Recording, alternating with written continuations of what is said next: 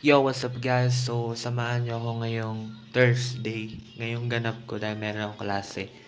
So, let's go! Maraming energy. So, ayan, nagpre-prepare na ako dahil meron akong klase. Which is yung law, 6 to 9 p.m. So, ayan, prepare lang tayo. Ayan. Tamang papogi lang ba?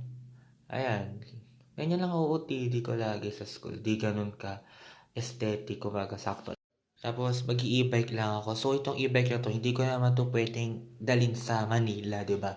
So iniwan ko lang din to sa Marulas para lang mapabilis din yung punta ko sa school. So ayan, samahan niyo ako mag-drive tayo.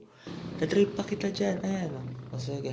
O ayan, naiwan ko na yung e-bike dun sa Marulas. Tapos ayan, nag-train lang ako. So from Monumento going to Di Jose Station kasi dun ako mostly bumababa. Malamang, saan pa ba?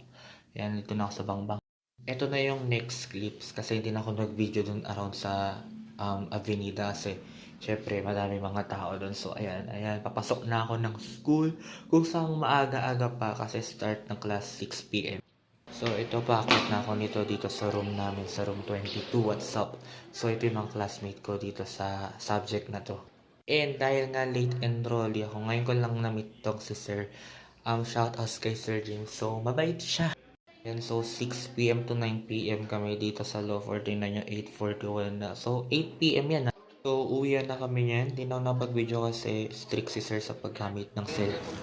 9 p.m. na. So ayun lang yung ganap ko. Ayan, pauwi na ako kasi magte-10 na. Opo, so bye bye.